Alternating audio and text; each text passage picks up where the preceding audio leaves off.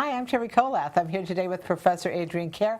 Moving on to what's new in the ancient world, we're going to be looking at the Viking Age. Thanks for joining me, Professor Kerr. Thank you, Terry. It's always a pleasure to be at Shell Point. Well, we like having you come to share with us what happened in the past and how it fits into perspective today. That's one of the things we like the best.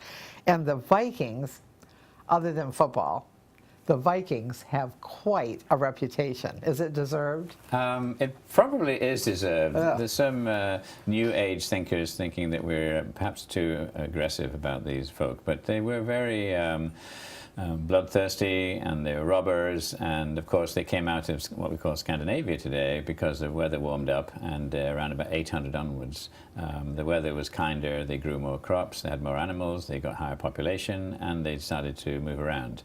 They used a new design for very shallow draft ships so they could get up rivers, and they thought to themselves, where should we go and steal things? And in those days, of course, they were pagan, and the centers of wealth in Northwest Europe were the monasteries. And so they sailed across the North Sea, and they attacked the poor monasteries in Scotland, in Ireland, in England, and in France, and they raided these for the gold and silver and jewel items that the Christians had placed in those places, monasteries and churches. So they deserve the bloodthirsty nature that we have with them. But of course they did some interesting things in terms of founding cities. Most of them came and went, but some actually stayed. And so there are cities that you know well. For instance, York in England was called Jorvik, and that was founded by the Vikings. It was a Roman settlement before that, but the Vikings made it their center for the northeast England. They went over to Ireland, and they founded Dublin and Waterford and Wexford.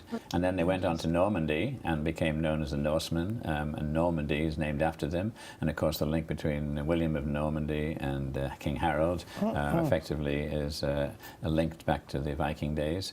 But the Vikings went much further afield. They went into Russia. In fact, Russia is named after the Rus princes who were Swedish.